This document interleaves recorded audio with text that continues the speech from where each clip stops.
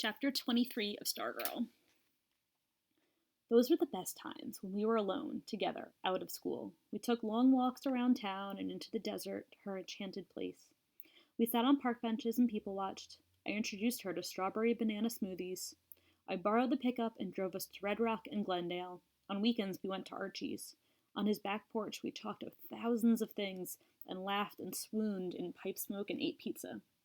She presented her oratorical contest speech to Senor Seguro. We never spoke of the shunning. I loved weekends. But Mondays always followed Sundays. And the shunning, it was clear now, had come to me. It was less absolute for me than for her, but it was there. I saw it in the eyes that shifted away from mine, the shoulders that turned, the chatter that seemed less loud around me now than before. I fought it. I tested its limits. In the courtyard between classes, in the lunchroom, I called out to others just to see if they would respond. When someone turned and nodded, I felt grateful. If someone spoke to me, especially if I had not spoken first, I wanted to cry. I had never realized how much I needed the attention of others to confirm my own presence. I told myself that the shunning was more painful for me than for Stargirl. I told myself that she was too busy being herself to notice she was being ignored. And in fact, she continued to give birthday people a ukulele serenade, to decorate her desk, and to distribute assorted kindnesses. I told myself that even if she did notice, she wouldn't care. I understood why this was happening to me. In the eyes of the student body, she was part of my identity. I was her boyfriend.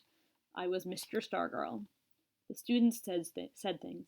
Not to me, not directly, but turned for me to overhear, even as they pretended I was nowhere near. They said she was self-centered spotlight hogger. They said she thought she was some kind of saint. I cringed at that. And that she thought she was better than the rest of us.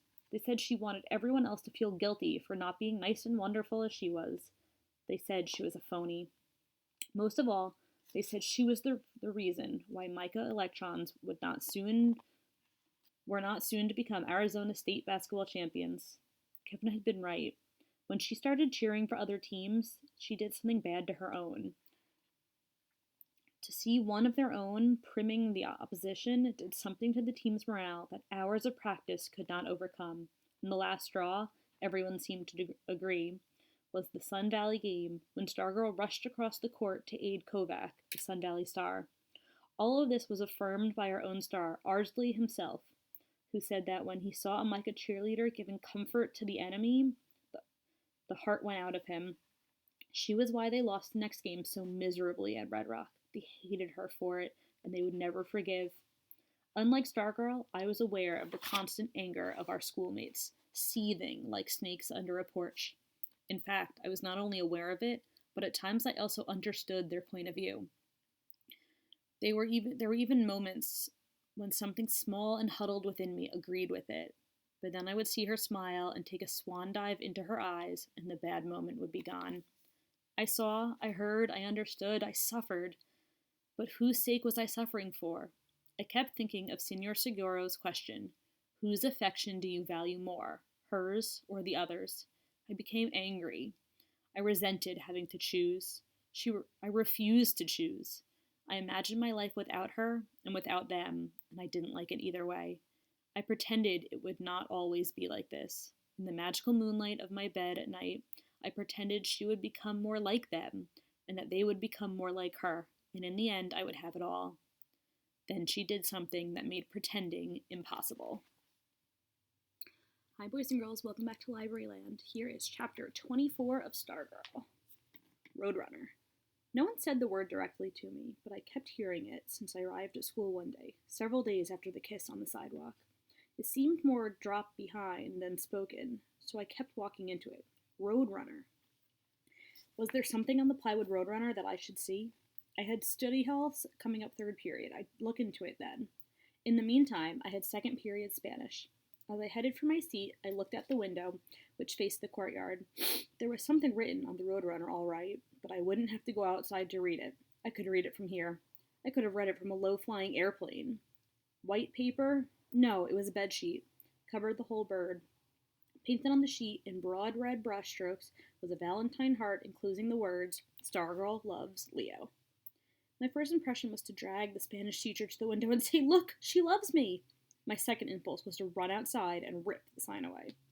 Until now, I had never been the target of her public extravagance.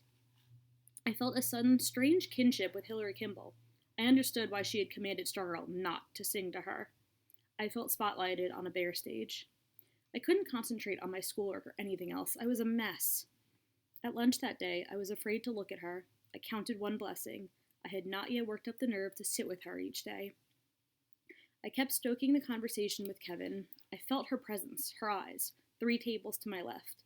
I knew she was sitting there with Dory Delson, the only friend who had not deserted her. I felt the faint tug of her gaze on the back of my neck. I ignoring my wishes, my head turned on its own, and there she was, smiling to beat the band, waving grandly, and horrors, blowing me a kiss. I snapped my head back and dragged Kevin out of the lunchroom. When I finally dared to look again at the courtyard, I found that someone had torn the sign away. Thumbtacks at the corners pinned 4 white scraps of bedsheet to the plywood.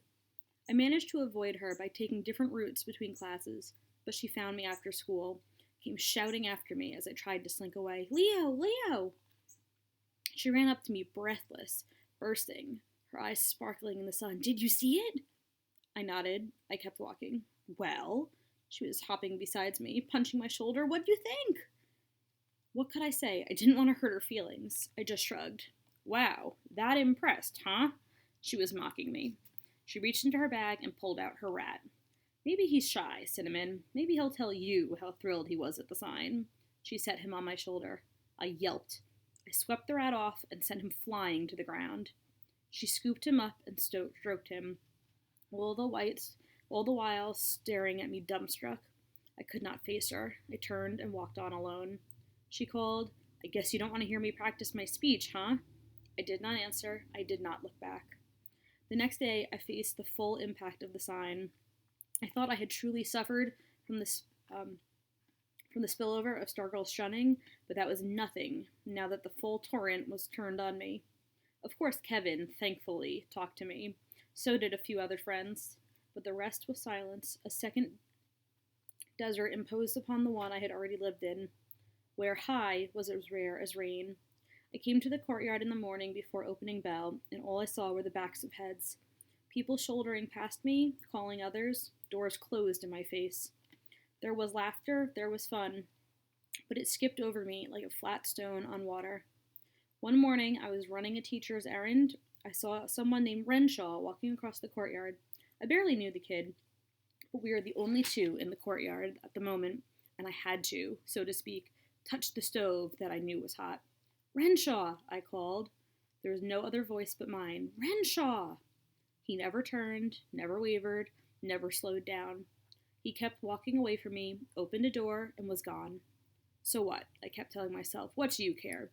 You never speak to each other. What's Renshaw to you?" But I did care. I couldn't help myself from caring. At that moment, there was nothing more I wanted in the world than a nod from Renshaw. I prayed that the door would burst open, and he would be there saying, "Sorry, Borlock, I wasn't listening. What did you want?"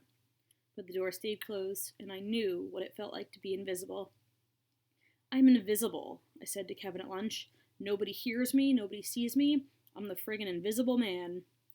Kevin was looking at his lunch and wagged his head. "How long's this going to go on?" I demanded. He shrugged. "What did I do?" My voice was louder than I intended. He chewed, he stared. At last he said, "You know what you did." I stared at him like he was crazy. I badgered him some more, but of course he was perfectly right. I knew exactly what I had done. I had linked myself to an unpopular person. That was my crime.